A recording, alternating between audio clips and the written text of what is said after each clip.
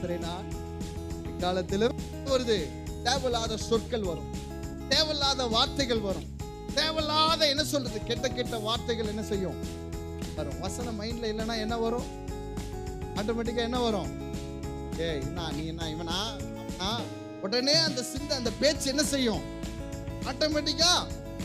அதுவே உங்களுக்குள்ள வசனம் இருக்கட்டுமே, வசனம் இந்த சிந்தை இருந்துன்னா உங்க வாழ்க்கையில வாயில என்ன வர ஆரம்பிக்கும்?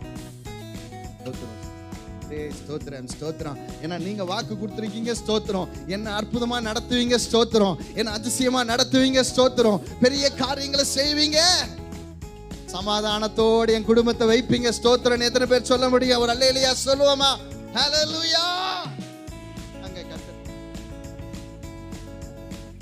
ஸ்தோத்திரம் வந்து வசனம் நம்ம மைண்ட் ஸ்தோத்திரம் வரும். ஸ்தோத்திரம் வந்துச்சுன்னா சமாதானம். எத்தனை பேர் விசுவாசிக்கிறீங்க? ஹல்லேலூயா. என்ன நெருக்கம் வரட்டும், என்ன கஷ்டம் வரட்டும், இதை மட்டும் நீங்க ஃபாலோ பண்ணிக்கணும். ஃபர்ஸ்ட் என்ன வரணும்? ஸ்தோத்திரம் இல்ல, வசனம். முதல்ல என்ன வரணும்? கொடுக்கிற வாக்குத்தத்தங்கள் எங்க வரணும்? நான் பொய் சொல்லக்கூடாது உங்ககிட்ட.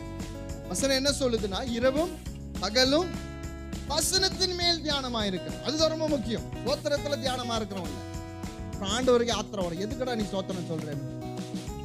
சும்மா ஏன் ஸ்தோத்திரம் சொல்ற? எதை சொல்லி ஸ்தோத்திரம் சொல்லணும்? வசனத்தை. ஹல்லேலூயா.